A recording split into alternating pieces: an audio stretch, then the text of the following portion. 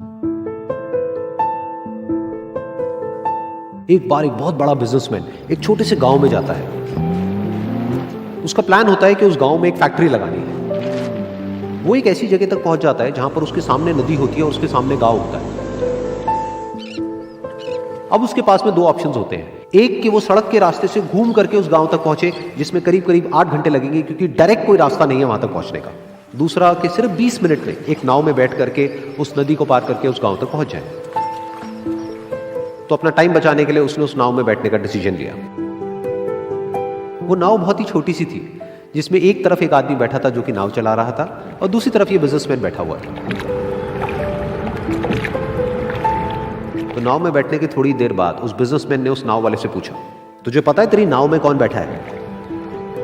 तो नाव वाले ने बड़े ही भोलेपन से कहा हाथ जोड़ करके, नहीं साहब मुझे नहीं पता आप कौन है। तो बिजनेसमैन बोला, अरे तू अखबार नहीं पढ़ता है क्या?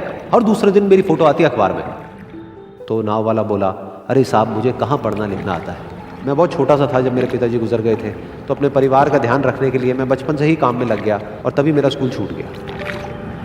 ये सुन करके उस बिजनेसमैन ने उसका मजाक उड़ाते हुए उसको कहा, तुझे पढ़ना लिखना तक नहीं आता है, ऐसी जिंदगी का क्या फायदा? ये सुन करके उस नाव वाले को बुरा तो लगा, लेकिन उसने कुछ नहीं कहा। थोड़ी देर बाद वो बिजनेसमैन उस नाव वाले से बोला, अभी कुछ ही दिन बाद ये जो सामने तू जमीन देख रहा है, यहां पर मेरी एक बहुत बड़ी फैक्ट्री होगी जहां पर हमारे ब्रांड की मिनरल वाटर की बॉटल्स बनेगी। उस नाव वाले को बात समझ नहीं आई। उसने कहा, क्या बनेगा साहब?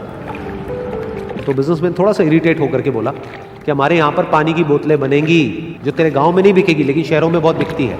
अरे कभी तू शहर गया होगा तो तूने देखी होगी पानी की बोतलें रखी होती है दुकानों पर। फिर वो नाव वाला बोला, अरे साहब मुझे कैसे पता होगा, मैं तो कभी इस गांव से बाहर गया ही नहीं। फिर वो बिजनेसमैन उसके ऊपर हंसते हुए बोला, तू कभी इस गांव से बाहर तक नहीं गया, तुझे पता ही नहीं कि शहर क्या होता है?